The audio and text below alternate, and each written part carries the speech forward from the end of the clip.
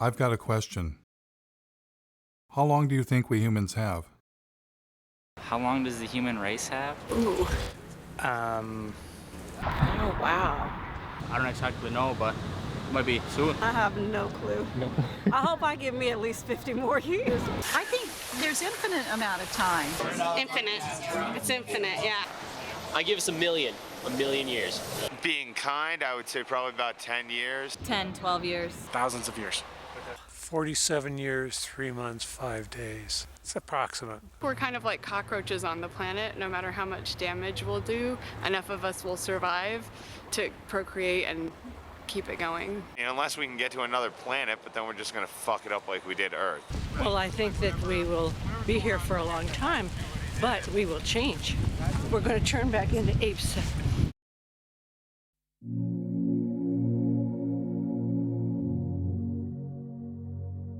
Have you ever wondered what would happen if a single species took over an entire planet? Maybe they're cute, maybe they're clever, but lack a certain, shall we say, self-restraint? What if they go too far? What if they go way, way, way, way, way too far? How would they know when it's their time to go?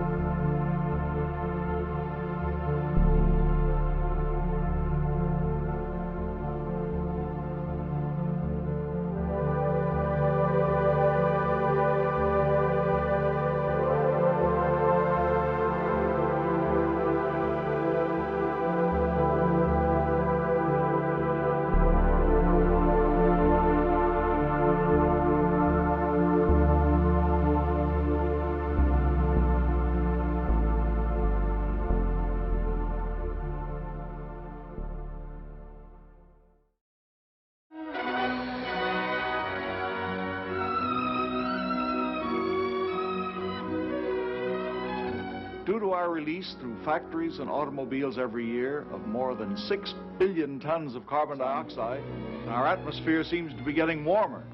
This is bad. Well, it's been calculated a few degrees rise in the Earth's temperature would melt the polar ice caps. And if this happens, an inland sea would fill a good portion of the Mississippi Valley. For in weather, we're not only dealing with forces of a far greater variety than even the atomic physicist encounters, but with life itself. That was 1958. We've known about the dangers of climate change for 6 decades. Back then, there was so much air pollution it would actually block out the sun. There was so much water pollution, rivers caught on fire. Forget throwing plastic bottles into the water. We tossed our cars in there. We also knew someday we'd run out of oil. For millions of Americans, this may be the worst weekend they've ever faced for finding gasoline to give them the automobile freedom they take as their due. I never doubted humans would find a better way, and I wanted to be part of it.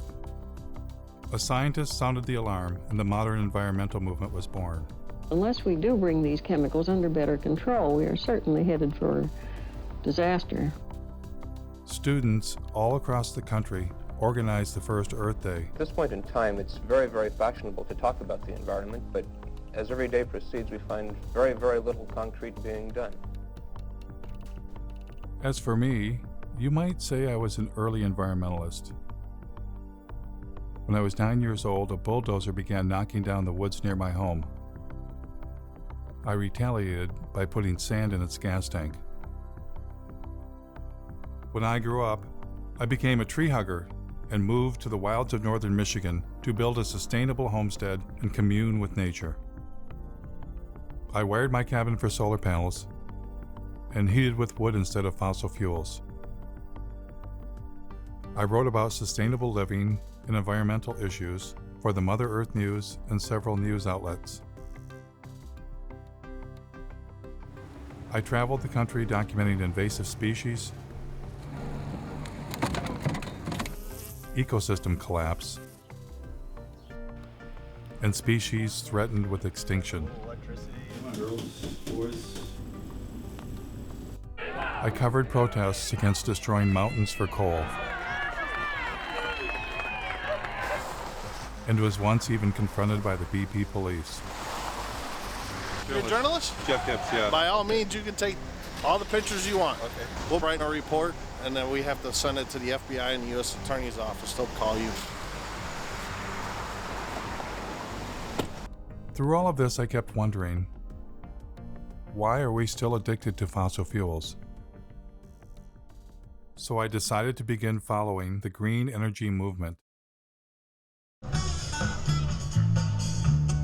What better place to check out how our renewable energy revolution is coming along than a solar festival in the Green Mountain state of Vermont, powered by 100% solar energy. Solar. I was having fun and got a chance to ask about getting solar panels installed. You can keep adding, so maybe every time you get a tax return, buy another solar panel. But then a little rain began to fall.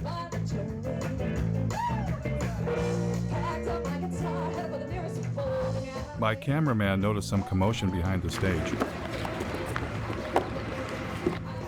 What you guys set up here? Our bio needs for generators in case we lose the power. Oh, so the festivals run off solar energy primarily? Primarily. We do need to bring some of this stuff in just because we want to make sure we have enough power to not kill our fancy toys that we have lighting the stage. But the biofuel generator wasn't enough, so they wound up plugging into the electrical grid that we all use. The other inverter operating, it's actually pulling power in from the grid, charging the batteries. It's running backwards from the way we originally intended to do it, but... That was disappointing. But after all, it had been raining. Maybe next time things would go better.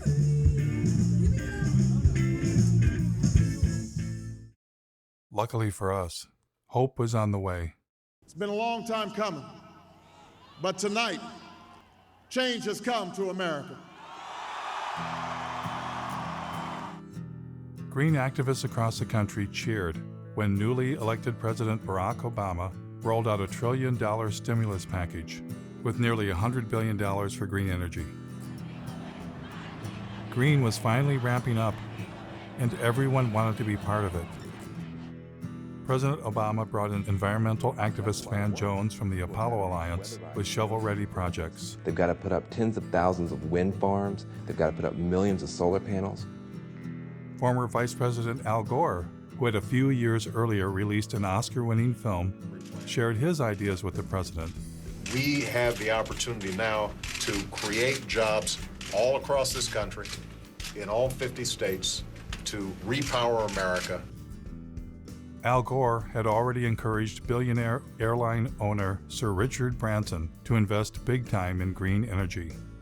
Branson is pledging future profits from his airline to the tune of perhaps $3 billion. $3 billion, that's with a B, to fight global warming. Is Al Gore a prophet? How'd you spell profit?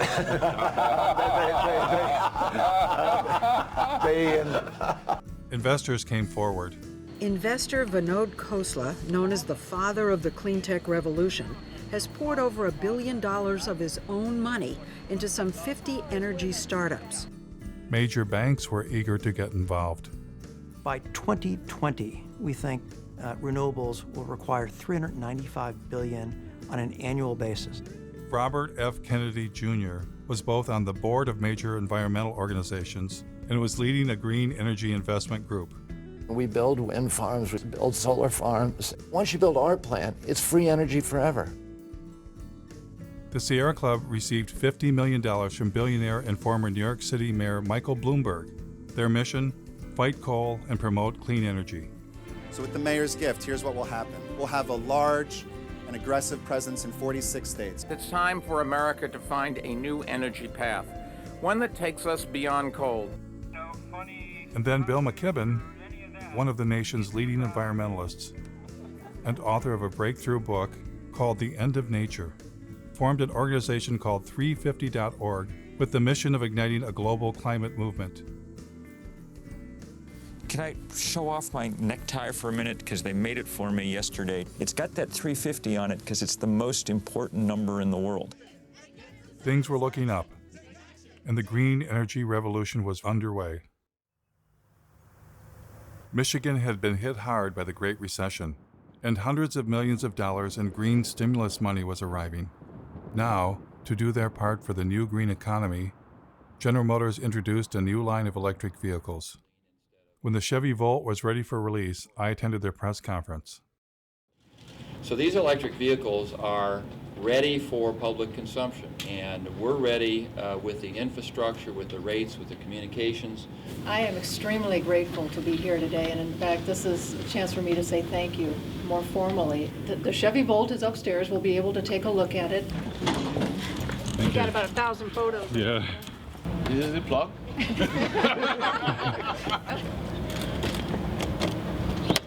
It's as simple as that.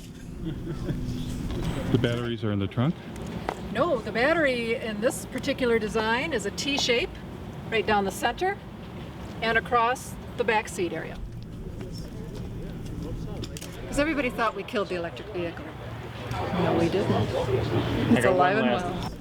So what's charging the batteries right now? What's the source of Well, electricity? here, it's coming from the building. I mean, is it, what's our mix of power? Oh, actually, Lansing feeds the building. What's that? Lansing feeds power to the building. So I don't know. They're, I bet you they're a bit of coal. Well, they're heavy on natural gas, aren't they? right now the car's charging off of your grid. Right. It would be charging off our grid, which is about 95% coal. How long do you think it'll be before there's a solar and wind powered grid?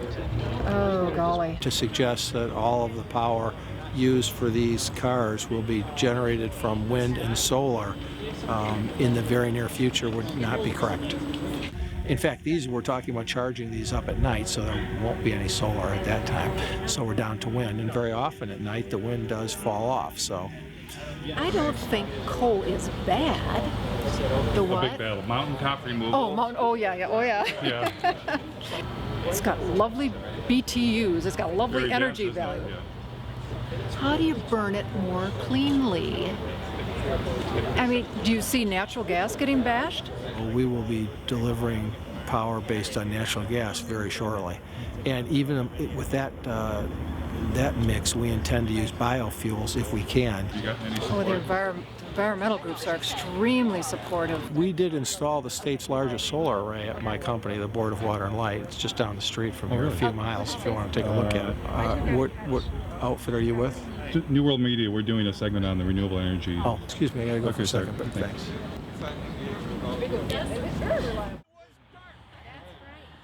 I decided to take him up on his offer to check out their football field-sized solar array right down the street. What we're trying to do with this kind of a tour is get a sense for what they've already done as an indication of what we could do to push the envelope even further. We took a hard look at wind and determined that, around here there's not any real good wind coming through all the time. That's what we liked about solar. You would get the power when you most needed it. Pass these around, look at them. They are pliable. Made in Michigan, that was another good thing. Although the efficiency of these panels is only about just under 8%. If you happen to be NASA and you happen to own a rover running around Mars, they have very efficient panels. But we can't afford those at about $1 million a square inch. How many homes would this array provide electricity? The standard answer that we tell everybody is we're providing enough to meet the peak requirements of 50 homes. However, for most of the people that look at it a little bit closer, we generate about 64,000 kilowatt hours a year. Our average customer uses about 6,000 kilowatt hours a year. 6,000 into 64 is just a little over 10. We can meet the energy requirements for 10 homes over a year. Will that be an incentive to put more solar on? Well, if you wanted to make all of the energy required for the city of Lansing over a year, well, how about you'd have a solar array that was 3 miles by 5 miles. Right, but we're not going to do that. But I mean, what would? My friend from the Sierra Club wanted him to be more positive, but he was not interested. As a consequence of the big push for green energy, wind farms were rising around the nation, including near my home in northern Michigan. We've done coal and nuclear for years. We've been trying to get in more into the renewable side. These are the largest in Michigan. I think it's 482 foot total. How many yards of concrete? There's 800 yards of concrete in the base, right around 140 tons of re-steel. What are those blades made out of? That's all fiberglass and balsam. They're about 36,000 pounds apiece. This tower will weigh 800,000 pounds when we're done. Then the cell is 220,000 pounds, and hub and rotor assembly is another 160. It's pretty substantial. They were impressive machines. But is it possible for machines made by industrial civilization to save us from industrial civilization?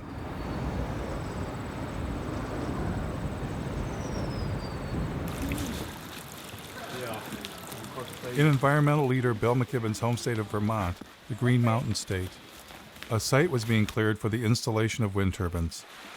A group of citizens was concerned about how the construction might affect the mountains they love. I joined them for a tour. It's going to be 21 turbines. 21. Yeah. On this in this project. Yeah. The estimate was maybe there would be 3 full-time jobs. If the goal is to try to make Vermont the leader in climate change, I appreciate looking to the sky in the hopes that we can do that. But more importantly, I'm personally looking at the ground thinking this is not the kind of legacy I'd want to leave to my kids. When I was a kid, we'd go hiking in these woods. We would be able to drink from the waters down the hill here, and now you have to question that. And how long are these towers supposed to last? 20-something years. 20. I know. It's just. Oh, wait a minute. You're kidding me. It's a nanosecond. 20 years. Oh, it's a nanosecond in the time of energy. Does anybody consider that this is mountaintop removal for wind instead of coal? Yeah, and we've even had people say if you can do mountaintop removal in Kentucky and West Virginia for coal, then it's about time that the rest of the country shared in the mountaintop removal too. Hello. I think they're going to tell us to move in.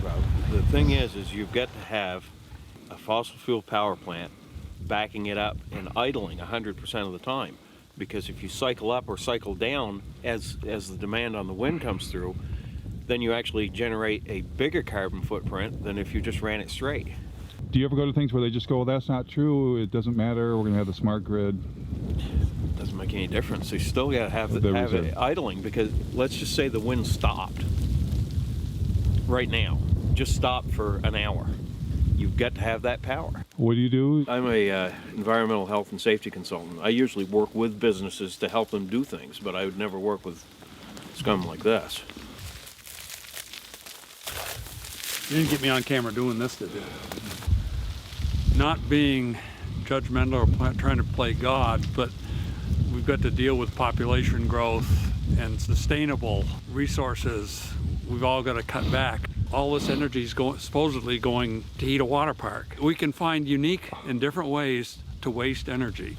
This is not a Vermont company. I mean, Green Mountain Power will be bought out by Gas Metro, and Gas Metro is owned by Enbridge, as I understand it, which is a big company, resource company in Canada, which is exploiting the tar sands, that wants to build the XL pipeline. See, they're all in bed together. and it's still we don't know the whole story. Have you asked Mr. McKibben to come see that? He thinks anything renewable is good. Yeah. So that's what I've heard people say. This is.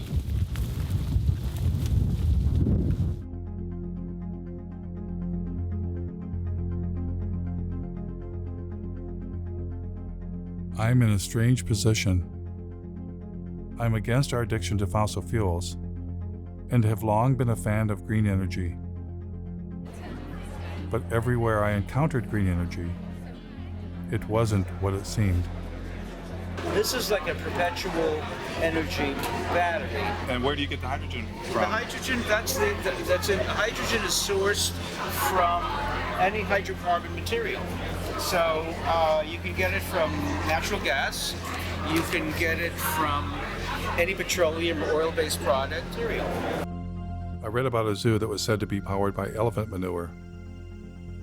But it turned out the elephants didn't even produce enough manure to heat the elephant barn. That we don't even really make enough, and what we have elephant-wise, to even do that.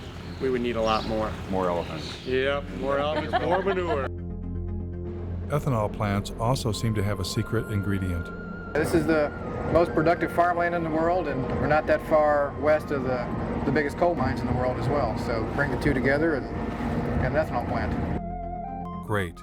So ethanol was reliant on two things: a giant fossil fuel-based industrial agricultural system to produce corn, and even more fossil fuels in the form of coal. All of this in the attempt to replace fossil fuels? It was enough to make my head explode. I was getting the uneasy feeling that green energy was not going to save us. And I wasn't the only one. I've counted something like 25 different alternative energy options. So surely among all of those, there are enough sources of energy to keep us living basically the way we are in perpetuity. That's not the reality. You know, we're getting, in some cases, no energy from these potential options. Richard York of the University of Oregon published a study in the journal Nature in which he posed the question, do non-fossil energy sources actually replace fossil fuels? Well, we implicitly assume often the substitute pushes out the thing you wanted to substitute for. What you find is nations that add non-fossil energy sources do not seem to see a particular suppression of fossil fuels. That's pretty mind-blowing. We've got billions of dollars being spent, and green energy is not even replacing fossil fuels? They don't even know that that's a question, yes. The story that we're in right now is, okay, we're in ecological hot water, but there are technological fixes. And if we're just creative enough, if we're just ingenious enough, and if we just work hard enough, we will triumph. Seeking technological fixes one after another is simply going to lead us to another level of catastrophe sooner rather than later. We want to believe that these things are going to be available for us. So if we get a little worried and somebody comes up with a new thingy and promises that, you know, this will do it for us, we want to believe.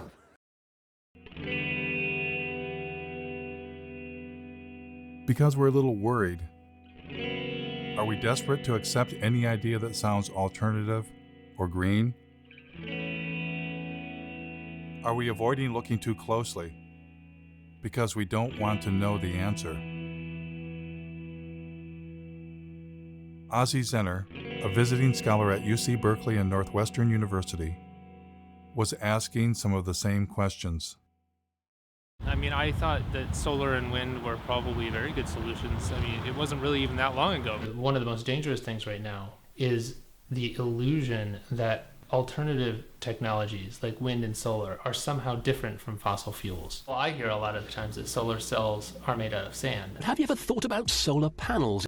The main ingredient that makes them work is silicon or sand. This is the raw material chips are made of, sand. They don't use sand at all. So they use, I'll show you what they... So this is one of the ingredients. It's actually mined quartz.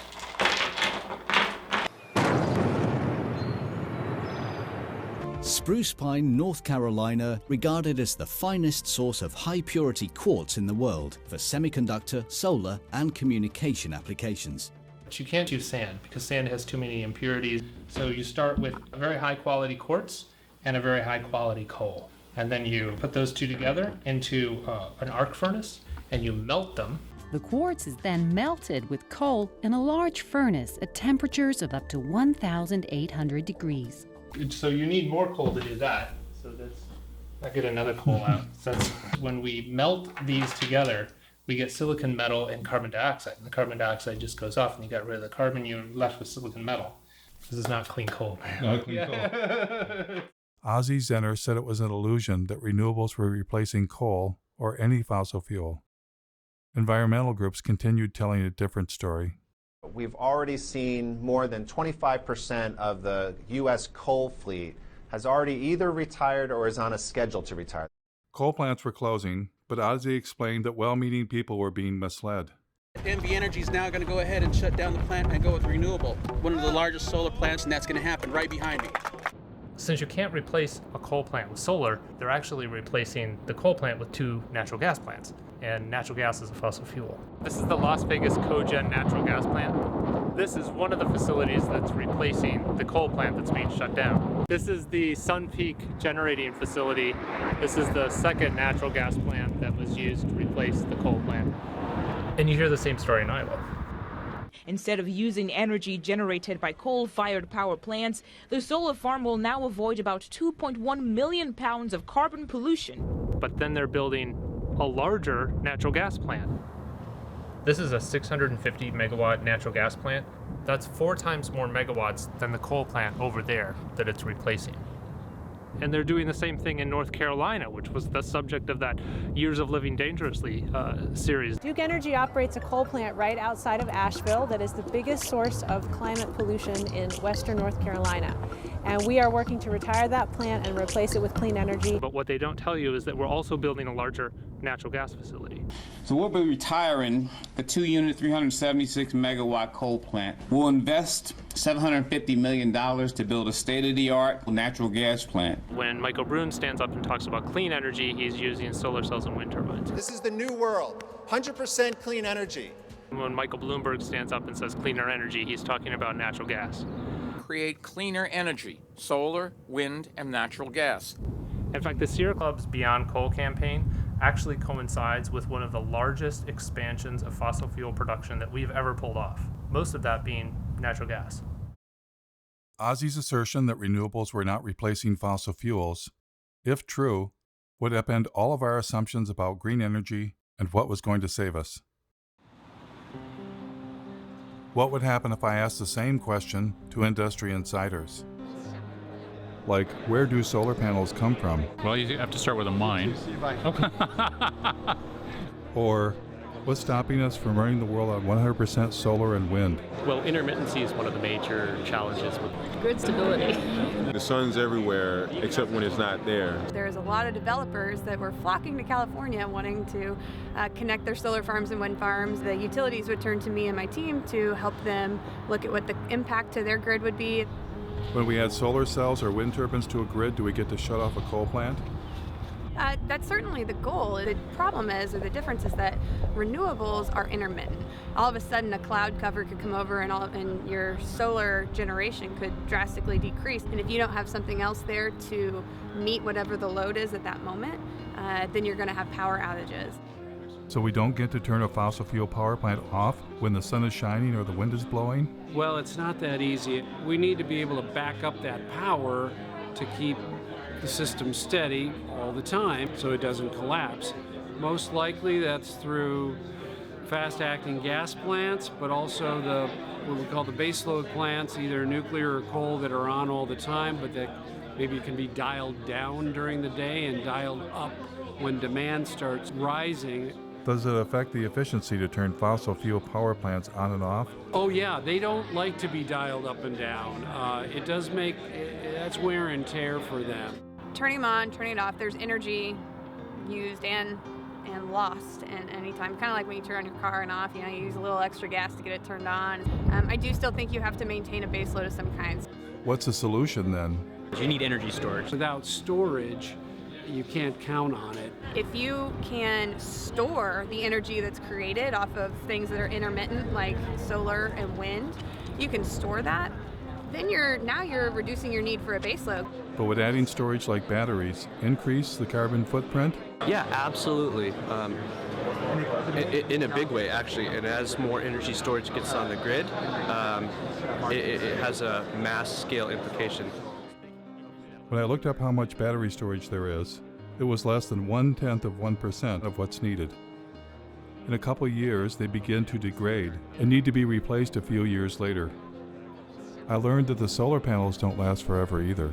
Some solar panels are built to last only 10 years, so that it's not as if you get this just magic-free energy, right? I don't know that it's the solution, and here I am helping to sell in materials that would go in photovoltaics. And so to overcome profound limitations of solar and wind, rarely discussed in the media, a new generation of technology was rising in the California desert.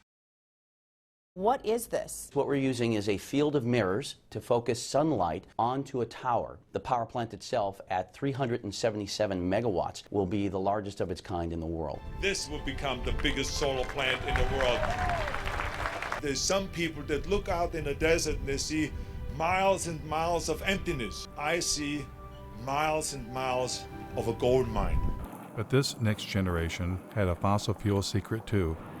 This solar facility burns natural gas pretty much every morning in order to get started up. How long do they have to burn it for? Hours usually. This is the incoming natural gas for the facility. This plant would work about as well without natural gas as I would without coffee in the morning. Or maybe how you would be without food. Without food, yeah.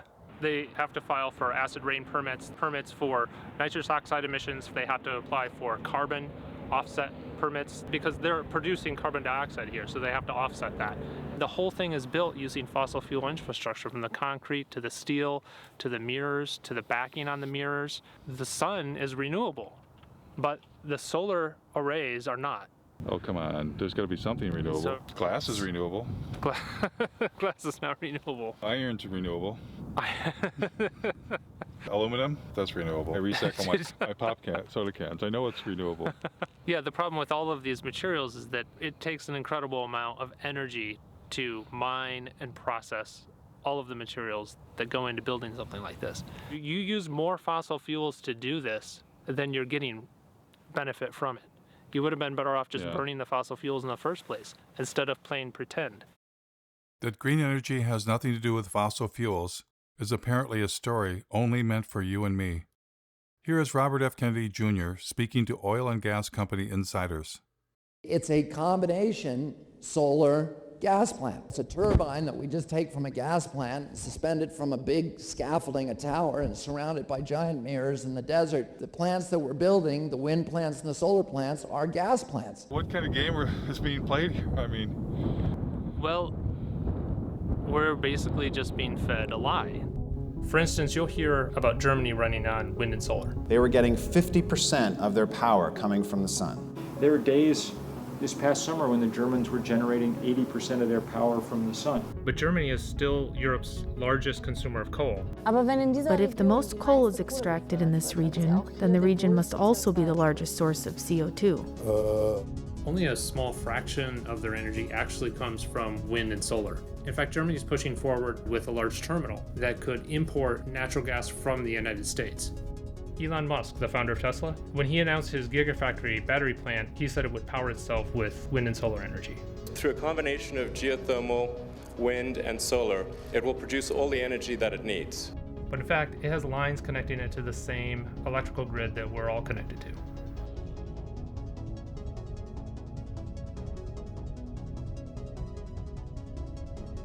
Electric cars, wind turbines, and solar panels use rare earth metals. And in fact, the rare earth mine is right up the street from here.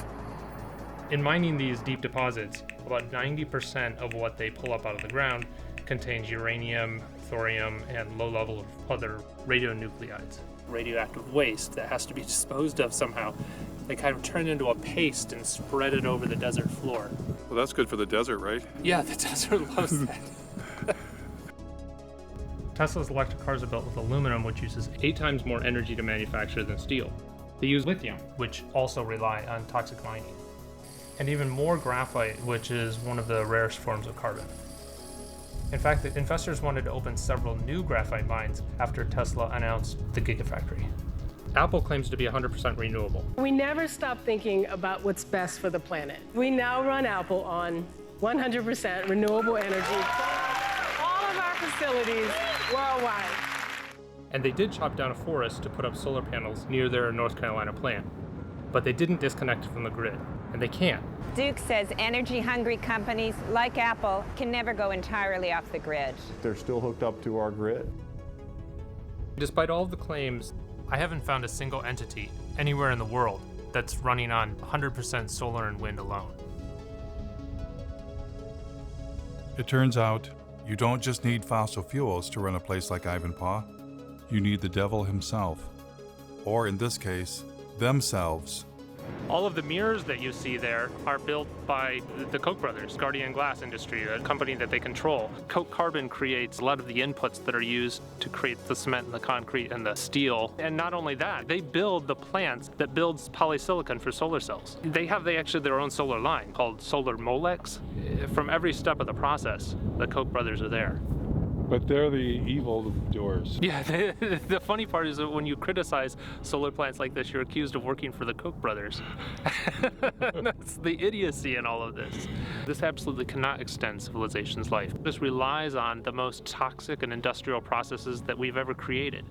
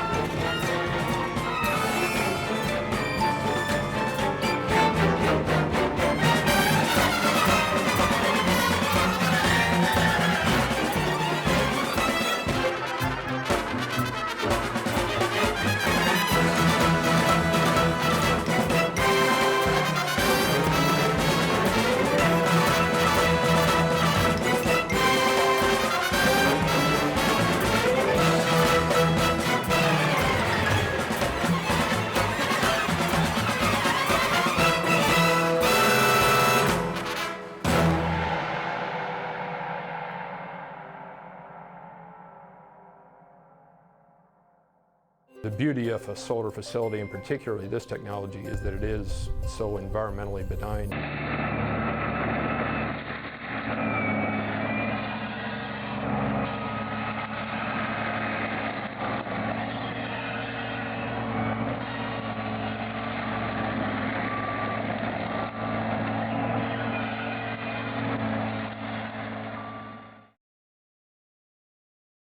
I too had once thought deserts could be sacrifice zones. I was wrong. Deserts are not dead. They are in fact full of ancient life.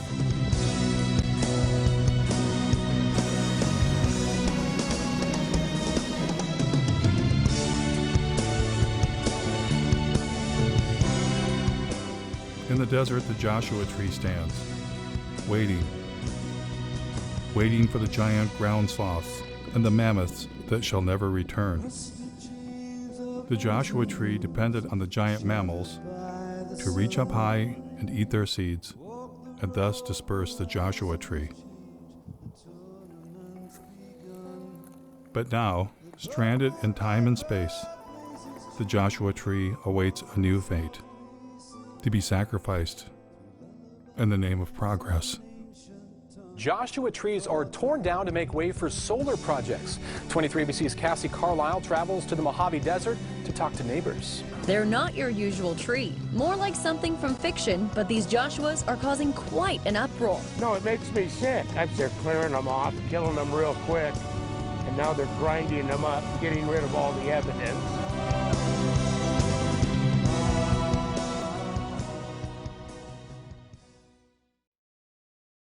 Not far from Ivanpah Solar, Daggett, California was home to several generations of solar arrays, including some of the first on the planet.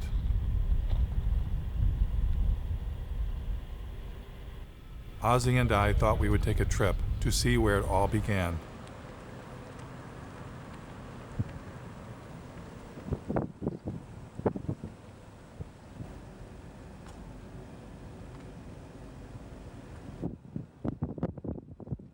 This is one of the sunniest places in the planet, really.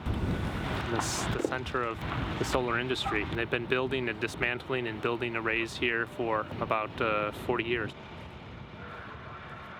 Then we happened to run into the mayor of Daggett.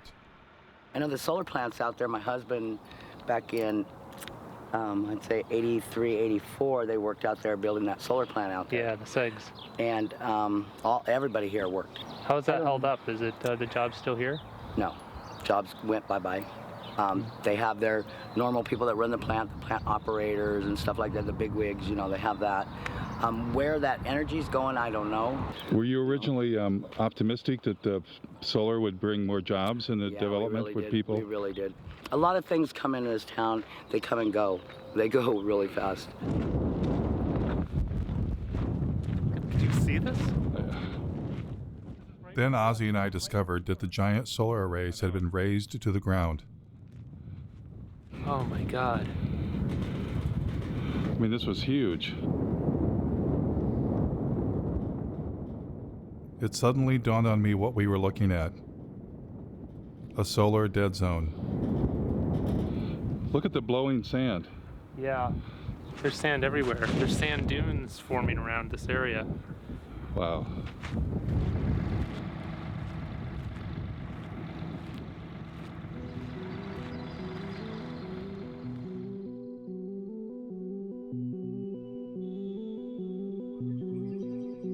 So after all the mining, the fossil fuels, the toxins, the environmental destruction, here's what happens next. Only a few years after it was built, things at Ivanpah began to fall apart. Broken mirrors littered the desert. Yes, these giant solar and wind technology installations may last only a few decades, then tear it down and start all over again. If there's enough planet left.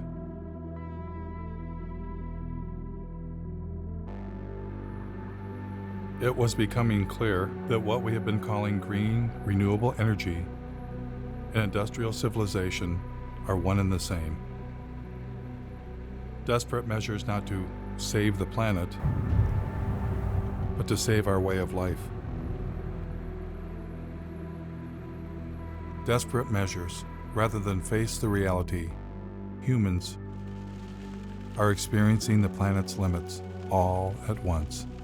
Every different perspective I look at and imagine, well, we could do more of this or go to a larger area or use more of that. Well, it turns out there isn't more. I looked at marine production and fish production and found that peaked 20 years ago. More and more of what we eat is from fish farming. The current acres of actively farmed land, that is peaked also. The rivers are already being irrigated to about the limits of what they can sustain. The Colorado River doesn't get to the ocean anymore. Well, then you start looking at groundwater, the southern Great Plains, and I think they can almost predict when they will run out of groundwater, and it's in a decade or two. A human vulnerability at the global scale, that any one of them we could maybe compartmentalize, but we're seeing them propagating across topic after topic of society and the Earth system. And I don't think the people in charge are near nervous enough.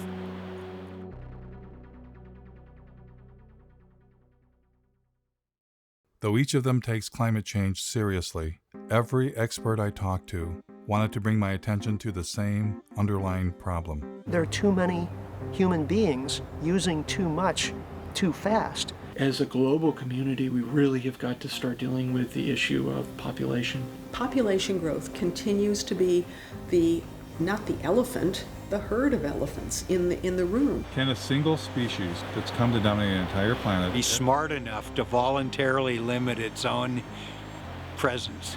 Is there any precedence for that in nature? Wow. We have to have our abilities to consume reined in, because we're not good at reining them in if there are seemingly unrestrained resources. Species hit the population wall a lot and then they crash. I mean, that's a common story in biology. If that happens to us, in a way, it's the natural order of things. And I don't think we're going to find a way out of this one. I don't. As a scientist, what leads you to that conclusion? Well, because right now, a large percentage of that number is supported by industrial agriculture, which is heavily subsidized by oil, and it's not sustainable. And, you know, and there's no going back. Without seeing some sort of major die-off in population, there's no turning back. What's the thing that nobody ever asked you that you want? Nobody's ever asked me if I'm scared. Yeah. And I am. I actually am scared. I lose sleep over all of this.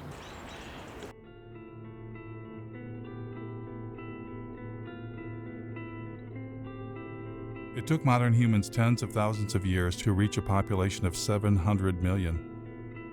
And then we tapped into millions of years of stored energy known as fossil fuels. Our human population exploded. It increased by 10 times in a mere 200 years. Our consumption has also exploded, on average 10 times per person, and many times more in the Western world. You put the two together, the result is a total human impact 100 times greater than only 200 years ago. And that is the most terrifying realization I have ever had. We humans are poised for a fall from an unimaginable height. Not because of one thing, not climate change alone, but all the human-caused changes the planet is suffering from.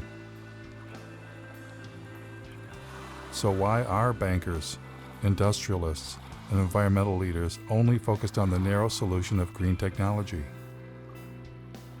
Is it the profit motive? And why, for most of my life, have I fallen for the illusion green energy would save us?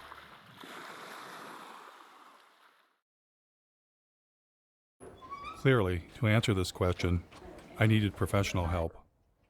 Keep my stuff, but that ever. No. Never heard. I'll just be honest with you about my dilemma. You can be my, clinical, social, psycho. It's like the right has religion, and they have a belief in infinite fossil fuels. Our side says, oh, it's going to be okay. We're going to have solar panels. We're going to have wind towers. As soon as I heard you talk about our denial of death, I'm like, could that be it? Could it be that we can't face our own mortality? Could we have a religion that we're unaware of? Absolutely. I think you've hit the proverbial nail on the head. What just differentiates people from all other forms of life is that, we're not only here, but that we know that we're here. If you know that you're here, then you recognize even dimly that you'll not be here someday. And on top of that, we don't like that we're animals. So we don't like that we're going to die someday. And we don't like that you could walk outside and get hit by a fucking meteor. What human beings did back in yesteryear is to envelop ourselves in culturally constructed belief systems. You know, call them cultures, call them worldviews, schemes of things, whatever you call them. Every human community has them.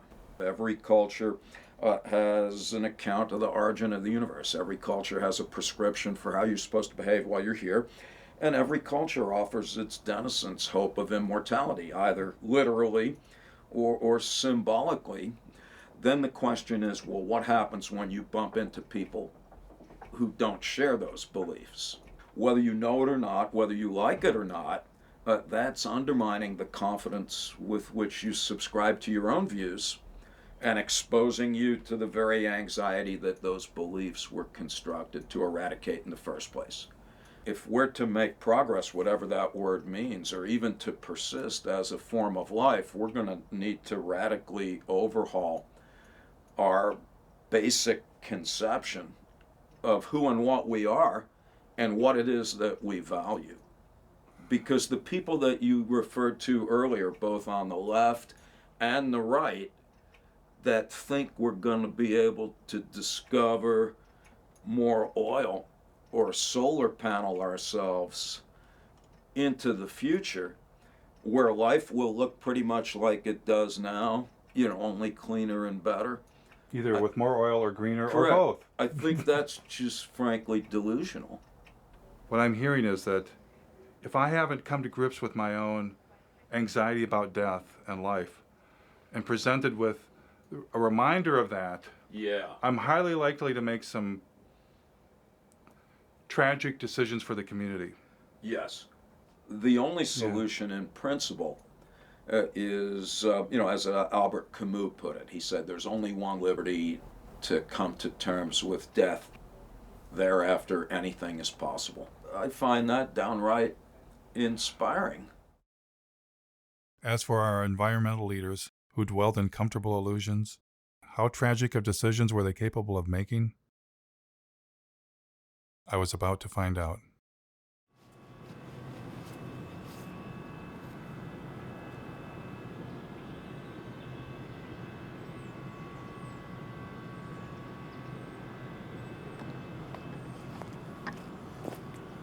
They claim they're just using forest residues, but actually a great deal of what the McNeil facility and lots of biomass facilities burn is whole trees. As you can see by this pile that's stacked right outside of the facility, these are trees.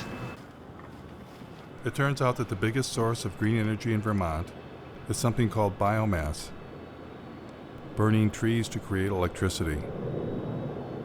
This is definitely not the way, and that the first step is actually looking at our lifestyles and how we can reduce our energy consumption. This is all the ash that has varying levels of toxic metals, a great deal of radiation, as these trees have been absorbed. Oops, there's a... You're in unforbidden territory here. Are we? They asked both of you to come up to our office, okay? Is that something you're interested in doing? It's not an interest. You got 5 seconds or I'm calling 911. Okay. You got 2 individuals here. Police will be down here in about 2 minutes. But you asked us to leave and we're doing so, I'm so not we're not asking trespassing. you to leave. I'm asking you to come up to the office. Okay, thanks for the offer. Maybe next time.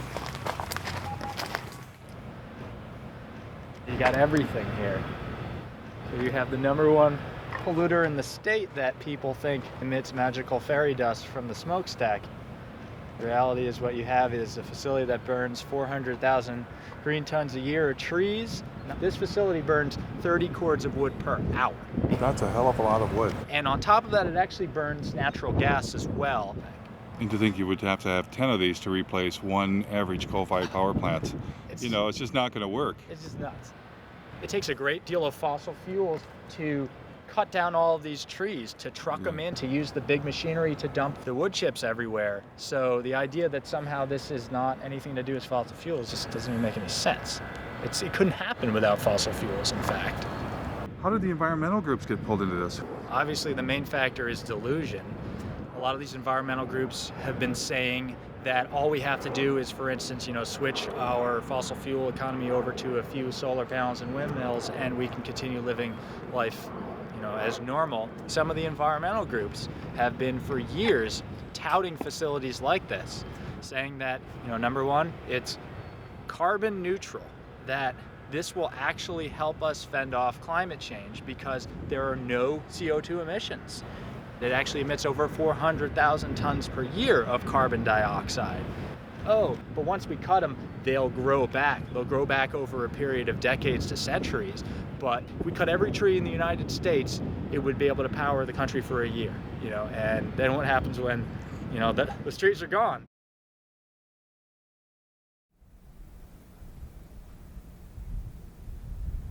I discovered biomass plants were not even always biomass plants. This is actually a solid waste incinerator that's posing as a biomass plant. The impact on this community is severe. The plant is right next to its Head Start school for preschool kids. There is Green Hill Manor, and that's an assisted living senior residence. And there's also a Catholic elementary school right next door. How do you know they're polluting? Can you see it We ever? can see it. The snow at the elementary school and at the preschool is covered with black, some kind of black soot. We just had it analyzed, and it came back as mostly tire chips. They have to add tire-derived fuel to raise the temperature of the fire, because anybody who's tried to burn green wood or wet wood knows that it doesn't burn very well. But this biomass plant had yet another surprise. They admit that they burn 20.1 tons per hour of creosote-treated railroad ties. Besides that, they are allowed to burn 500 pounds per hour of PCP-treated railroad ties. These are shipped in from Canada. It's not green, it's not renewable, it's not carbon neutral, it's not anything that they claim it to be. Yet, they got $11.5 million grant because it was classified as renewable. The plant owner told us that they were having trouble getting enough wood chips. And he even asked us if we had any scrap wood where we lived, would we call the plant and let them know so they could come up and pick it up. We're not talking about some old industrial site. We're next to one of the most beautiful places in the world. We are next to Lake Superior. This is Keweenaw Bay. This is actually Lance Bay. It's part of Keweenaw Bay. It's Lake Superior, our lake. So it's a very sacred place to many people.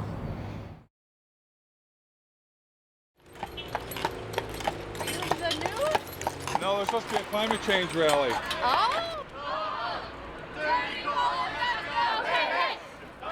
Michigan State University students, inspired by 350.org, were holding a rally for the clean energy future they'd been promised.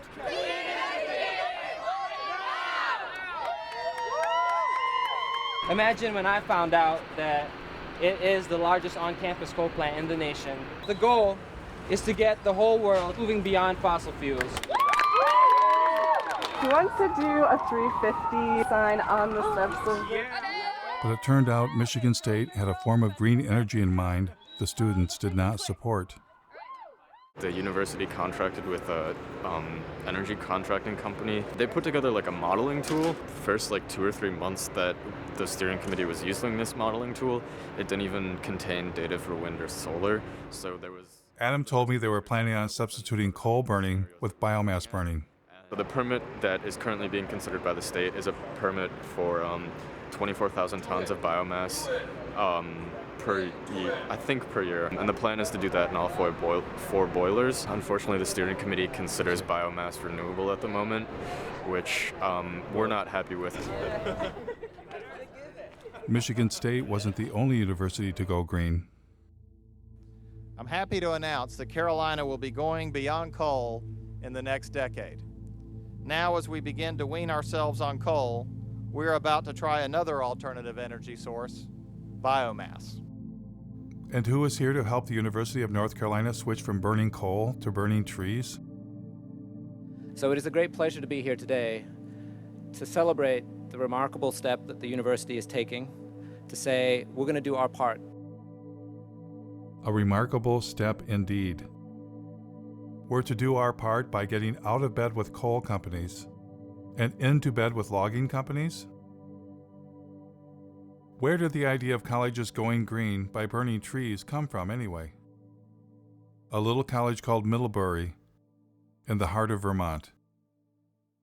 Welcome to the celebration of the opening of Middlebury's new biomass gasification system. It's now my great pleasure to introduce this afternoon's speaker, Bill McKibben. What powers a learning community? And as of this afternoon, the easy answer to that is wood chips. It's incredibly beautiful to stand over there and see that big bunker full of wood chips. You can put any kind of wood in, oak, willow, whatever you want. Pretty much anything that burns, we can toss in there if we can chip it down to the right size. And there are very few similar cases any place in this country of that kind of change over that scale. But it shows it could happen anywhere, and it should happen anywhere. In fact, it must happen everywhere. It must happen everywhere. And now it's time for a nature break, enjoying our sustainably managed Michigan forests. If you walk through here and you look, there's virtually nothing growing. A little bit of grass occasionally. And it seemed that biomass plants indeed were suddenly everywhere.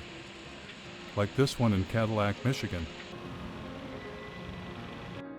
In Detroit, an incinerator that burned garbage was considered green. The Detroit incinerator is known to emit horrible smells and pollutants that neighbors say make them feel sick and put their health at risk. It's a stink. It's a horrendous stink. A proposed biofuel plant for the Upper Peninsula of Michigan would consume trees from tens of thousands of square miles. In order to create 40 million gallons of ethanol, they were going to have to use up over 1 million tons of green wood. We pointed out that they were going to be using more natural gas than they were going to be creating ethanol to displace the natural gas. If you continue to do this, you're going to be fertilizing the forests. Fertilizing the forests with fossil fuels. Fossil fuel-based fertilizers. Made from natural gas. Yeah. Then came a ballot proposal backed by Bill McKibben and nearly every major environmental group, requiring Michigan to get 25% of its electricity from renewable sources by the year 2025. This year, Michigan voters have a choice: keep burning dirty coal and oil, or move Michigan to clean, renewable energy like wind and solar. Vote yes on Proposal 3. Surprisingly, Proposal 3, also known as 25 by 25, was the brainchild of an organization that was 100% biofuels and biomass.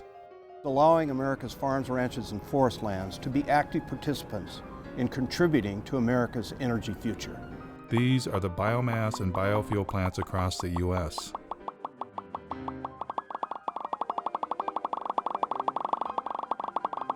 How did this happen?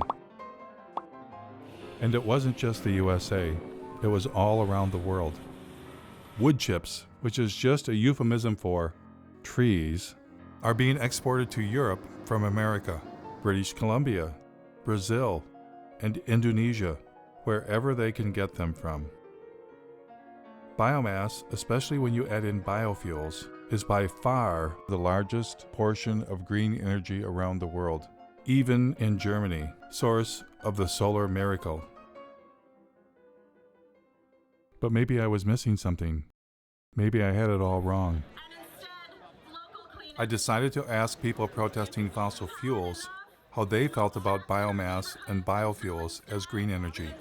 Would you say we don't need to do biofuels, food, and forest for energy? No, definitely not. Of course not. Of course not. Burning biomass, any kind of combustion is something we just need to move away from. The more trees we have, the better. A lot of that didn't grow overnight. If we cut it down, we don't know the impact of that. You're here as an oak tree, fight a chainsaw, that wouldn't be saving the planet. No, it's a painful way to go. I can tell you that right now. It'd take you a while to regrow. Oh yeah. It wouldn't be me, it would be like an offspring, you know? With so many people doing it on such a massive scale, all of a sudden at once, like, that's That's pretty serious. No, I think we should not be burning trees. No. Why would we cut down trees? We shouldn't replace one terrible way of getting energy with another terrible way of getting energy. Because it's one thing. Clearly, most citizens are opposed to biomass and biofuels. But what about environmental leaders? At times, they have promoted biomass, but other times, they sound like they are against biomass. Like this Sierra Club policy, we are deeply concerned about the implications of wood to energy for native forests. Or this statement signed on by 75 environmental groups, burning forests for energy will destroy one of our best defenses against climate change. But then again, their language leaves loopholes that enable biomass. The NRDC says you must use the right types of biomass. The Dogwood Alliance says maybe small biomass plants are okay. And the Sierra Club flat out states biomass can be sustainable. Which side are they really on? I thought for sure with the camera rolling, environmental leaders would speak for the trees.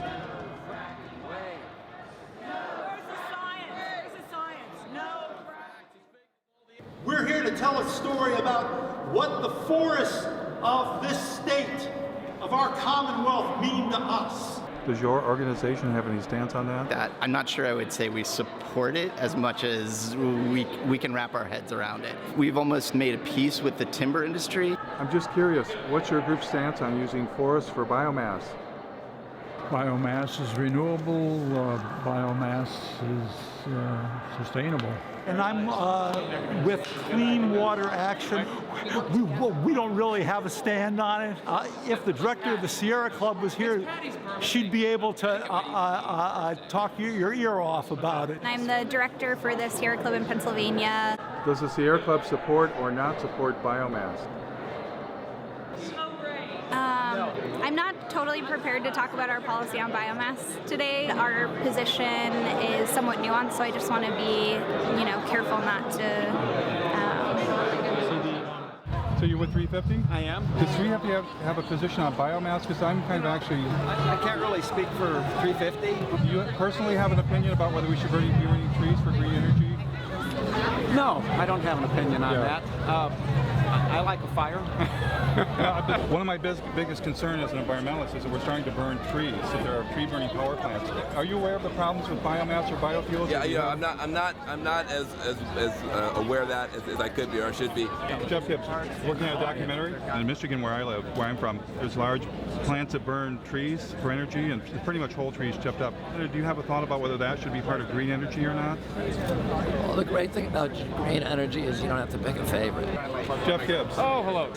My biggest concern is that in Germany, for instance, they're moving towards solar and wind, but 60% of their actual energy is coming from biomass. 60% of what's considered renewable energy.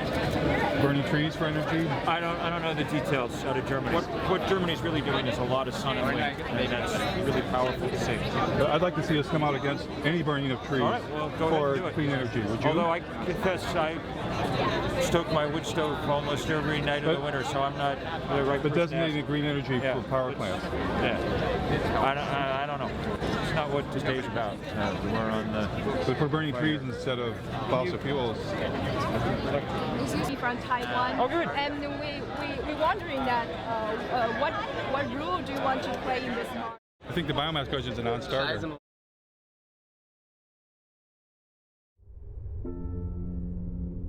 I found only one environmental leader willing to reject biomass and biofuels. So we are talking of the old oil economy trying to maintain itself now through another raw material, the green planet.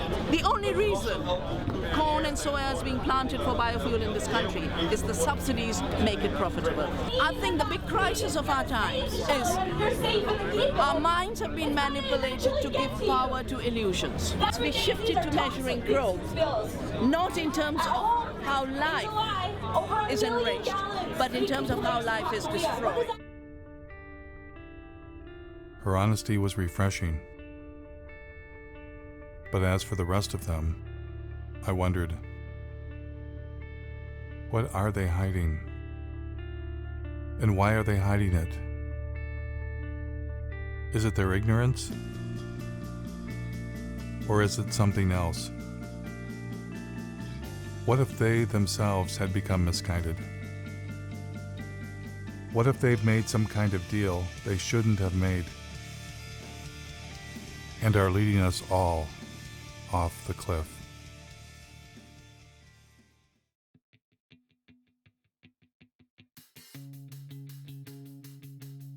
It was long past time for me to come to grips with the other elephant in the living room, the profit motive.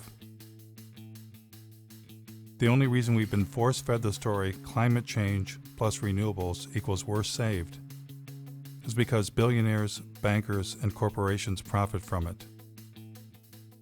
And the reason we're not talking about overpopulation, consumption, and the suicide of economic growth is that would be bad for business, especially the cancerous form of capitalism that rules the world, now hiding under a cover of green.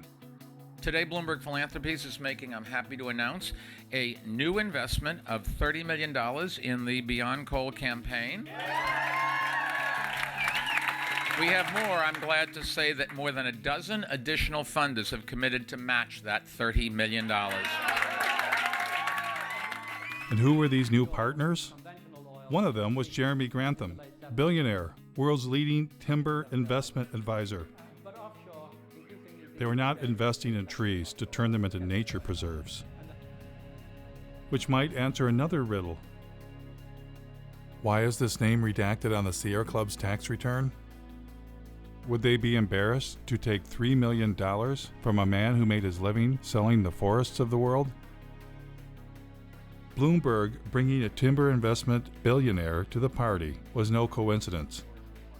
Bloomberg sponsored a UN climate session to discuss ramping up biomass and biofuels around the world. Billionaires were in love with the idea of turning what was left of nature into green profits. Remember when Al Gore had gotten Richard Branson to invest billions into saving the planet? Richard Branson, founder of Virgin Atlantic, powered a Boeing 747 from London to Amsterdam on a coconut oil mixture to highlight the potential of this amazing oil as a clean energy biofuel. Branson had actually invested in biofuels.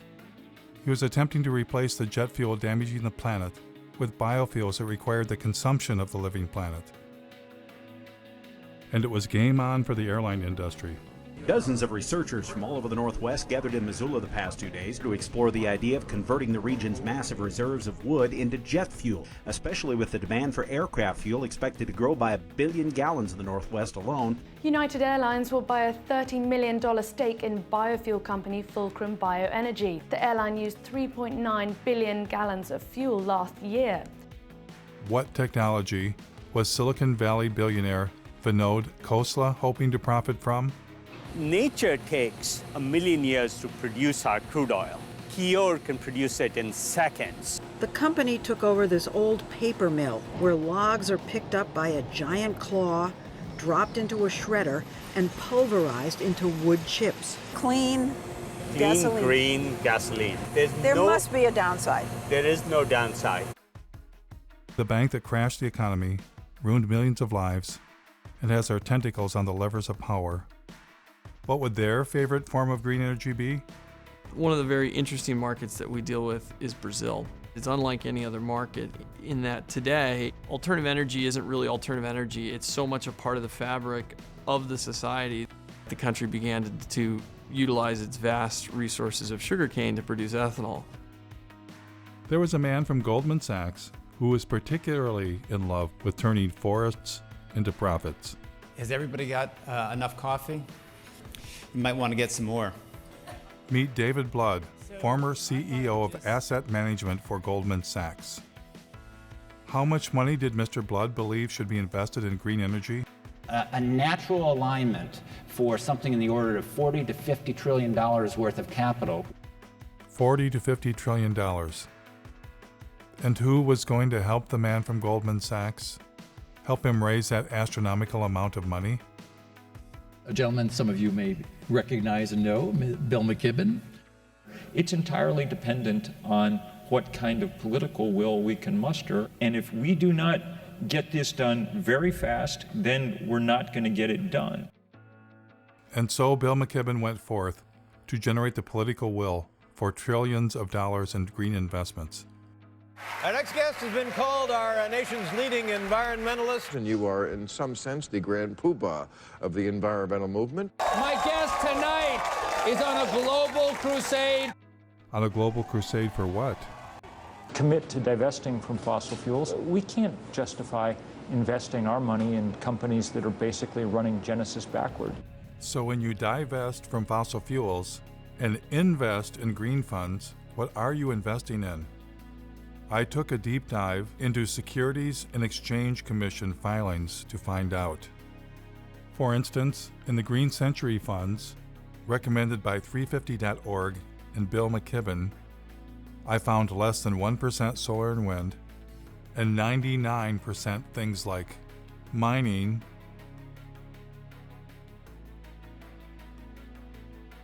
oil and gas infrastructure companies, including a tar sands exploiter, McDonald's, one of the companies driving meat consumption across the planet, Archer Daniels Midland, one of the world's largest producers of biofuel, Coca-Cola, the largest creator of plastic pollution on Earth, logging and paper companies, including one that brags about biomass burning, and banks. Lots of banks, including BlackRock, the largest financer of deforestation on Earth. The business that they're engaged in is actually destroying our life support system. The Sierra Club also partners with a green fund called Aspiration. Aspiration also includes dozens of companies profiting from the destruction of the planet, including Chevron, ExxonMobil, Chesapeake Energy. In order to maximize the production potential of the well, the shale formation will be hydraulically fractured. The Russian gas giant Gazprom. Gazprom owns the world's largest explored gas reserves, 36 trillion cubic meters. And in perhaps the most bizarre twist of all, the Sierra Club's Green Fund's biggest holding is Enviva, the world's largest consumer of forests, to be incinerated in green energy biomass plants.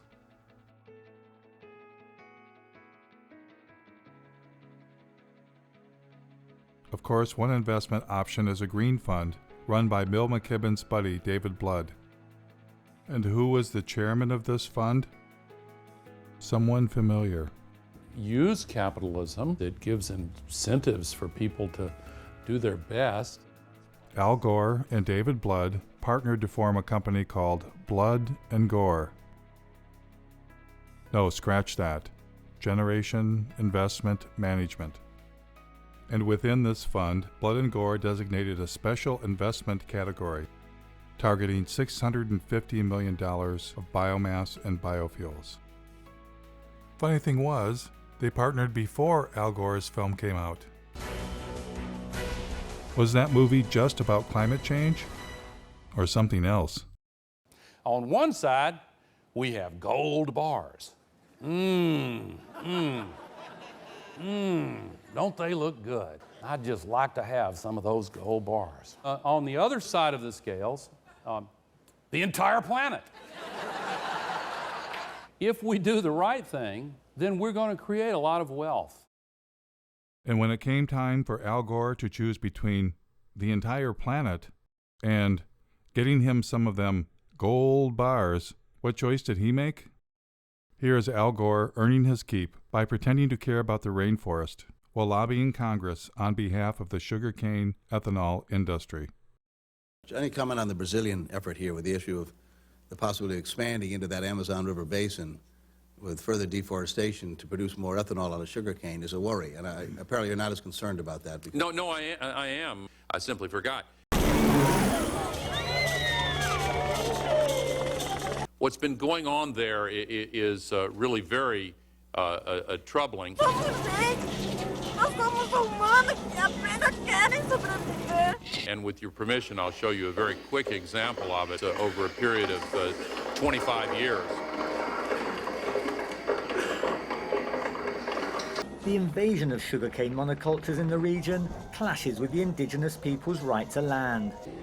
These are images of a last-ditch attempt by the Guarani Kaiowá to resist eviction. Important to note that the exploitation of the sugarcane growing areas in Brazil does not have to inevitably have the knock-on consequence of causing destruction in the Amazon. Sugarcane fields are burning. They're set alight before the harvest to eliminate the leaves and tops of the plant, which makes cutting more efficient. Environmentalists blame the seemingly endless sugarcane fields for air and water pollution on an epic scale. And along with deforestation, the threat it poses to the environment is becoming clear. Once the indigenous families were expelled, the landowners set their homes on fire.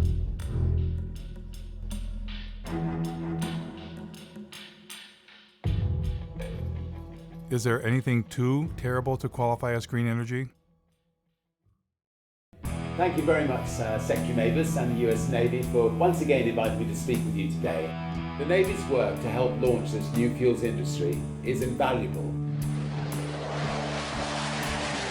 The U.S. Navy has a special message this year. It is time to turn green.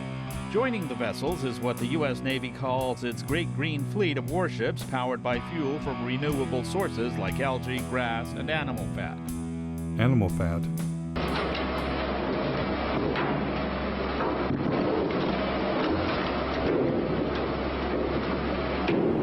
The next time you fill up at your neighborhood gas station, you might find yourself pumping a little alligator into your tank. That's right, UL Lafayette researchers have developed alligator fat into a renewable source for biofuels. And once we run through the animals, what's next? GE, who brings you nuclear energy and wind turbines, is ready with a plan.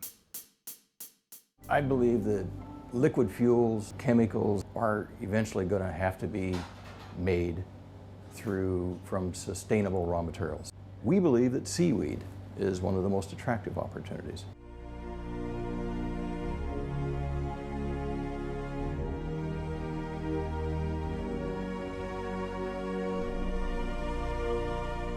Better hurry. 1 year after it was filmed, the seaweed forest was dead.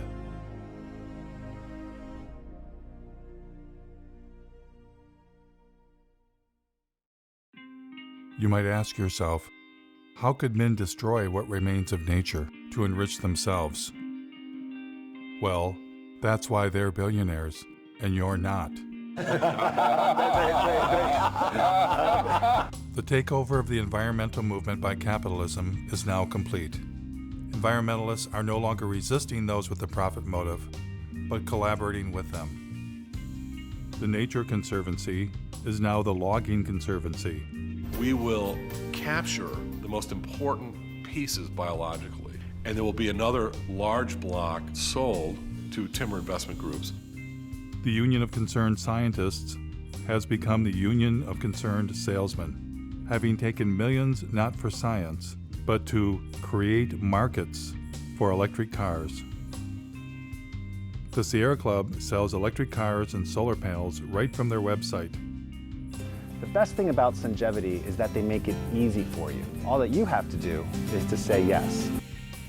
The New York Times partners with ExxonMobil to bring you the good news about biofuels. Algae-derived fuel could help us meet growing demand.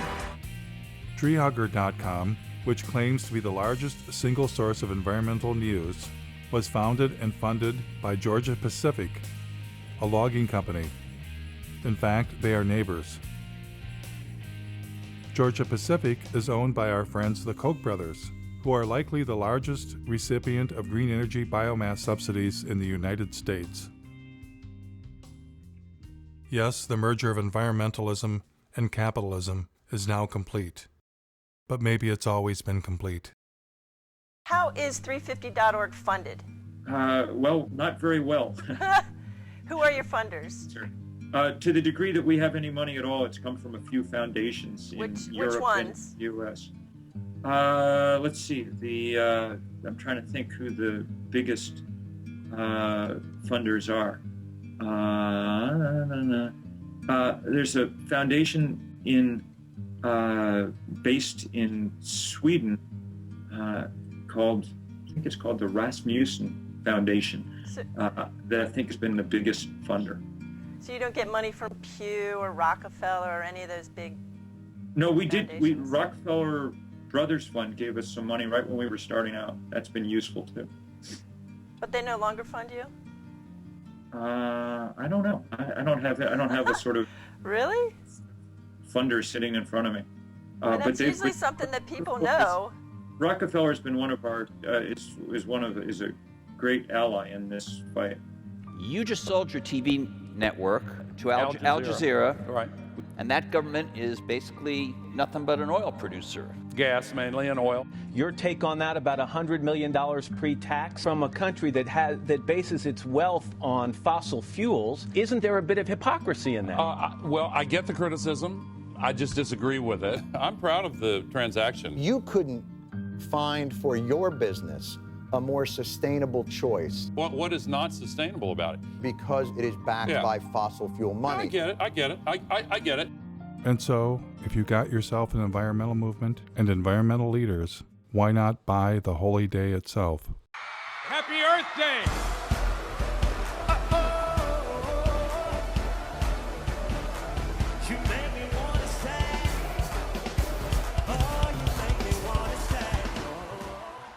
Now we are facing the greatest sets of issues that we've seen in my lifetime. It's time now for a new generation to jump up on the stage and create a habitable country, a habitable planet that we can all enjoy. Are you that generation? I need to thank Building Energy, which provided so much solar power to this that we've powered the entire event with solar energy. But when I went backstage to see what was really going on, You ain't running this whole thing on that, Jack. I can tell you that. The toaster is 1,200 watts. So that run right there could run a toaster. I found the installer. Hi. Are they running the festival on these solar panels? The concert is run by diesel generation system. They didn't ask us to energize the concert. Oh, okay. And we'd also like to thank our incredible corporate sponsors who've been behind the movement to end extreme poverty and tackle climate change since the very beginning. We want to thank Toyota, Citibank. We want to thank Caterpillar. We're standing at the construction site of the Dakota Access Pipeline. It looks like there are at least 3 bulldozers actually bulldozing the land. People have gone through the fence. The bulldozers are still going. And they're marching over the dirt mounds. Without these partners, it wouldn't be possible. Let's give them a round of applause, everyone.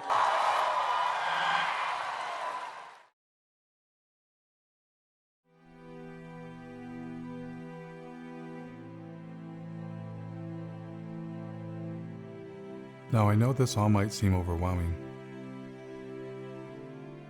It's the kind of thing that we normally don't try and think about. But by not thinking about it, it stands a good chance of doing us in. I truly believe that the path to change comes from awareness. That awareness alone can begin to create the transformation. There is a way out of this. We humans must accept that infinite growth on a finite planet is suicide. We must accept that our human presence is already far beyond sustainability and all that that implies. We must take control of our environmental movement and our future from billionaires and their permanent war on planet Earth. They are not our friends. Less must be the new more. And instead of climate change, we must at long last accept that it's not the carbon dioxide molecule destroying the planet. It's us. It's not one thing, but everything we humans are doing. A human-caused apocalypse. If we get ourselves under control, all things are possible.